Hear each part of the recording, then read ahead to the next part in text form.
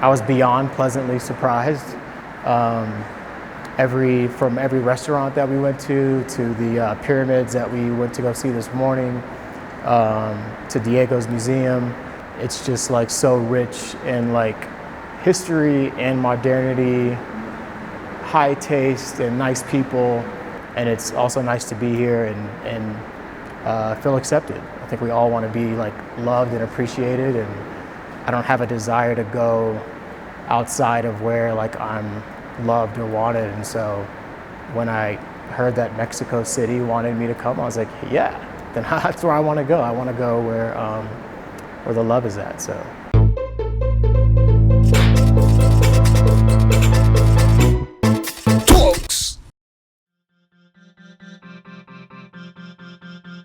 What Nike and Michael Jordan did is at the epicenter of everything that we enjoy today about sneakers, from design to the business model.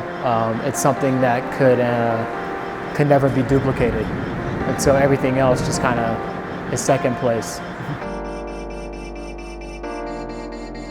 One of the blessings that we've had is we've had some great people that have worn our stuff and don't wear it anymore, but we're not tied to those people. And I think that we kind of create our own language and our own foundation. And like what I'm charged with every collection is like, what's the new solution?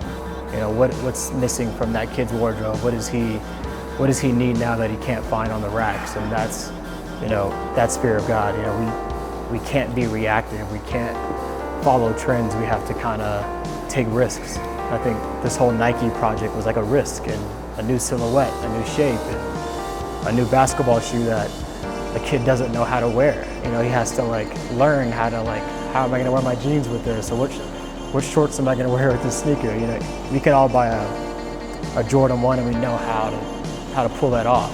But a new shape, a new idea, like takes some time. And so what's timeless about basketball aesthetics is that it's comfortable and it's functional.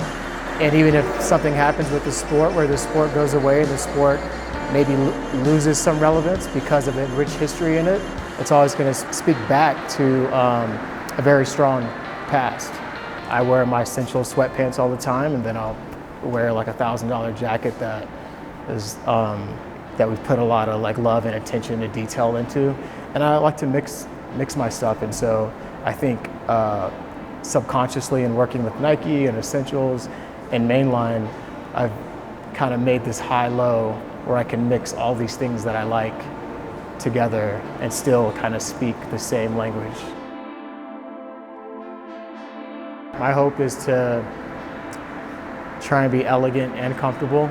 I think as men, when we want to say luxury, sometimes we get uncomfortable and we buy a suit that's too tight, or we buy clothes that are the wrong proportion to speak to luxury. And so I'm attempting to create what's considered luxury and still be yourself and still be comfortable within those pieces.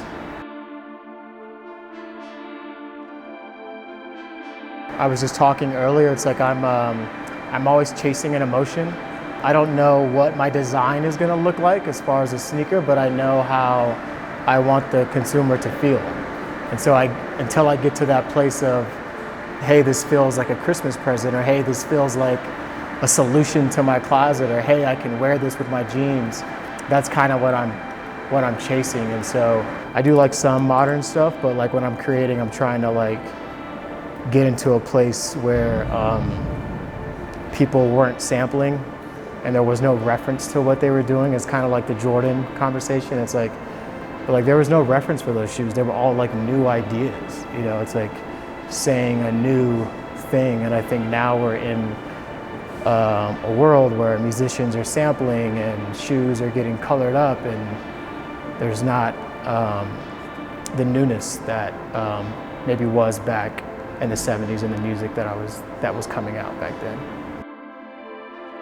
My point of view on fashion is just as good as any other designer, and I think I'm saying that because I feel like it's not that it's as good or better, I just feel like it's honest and it's different, and I'm saying something that's not being said.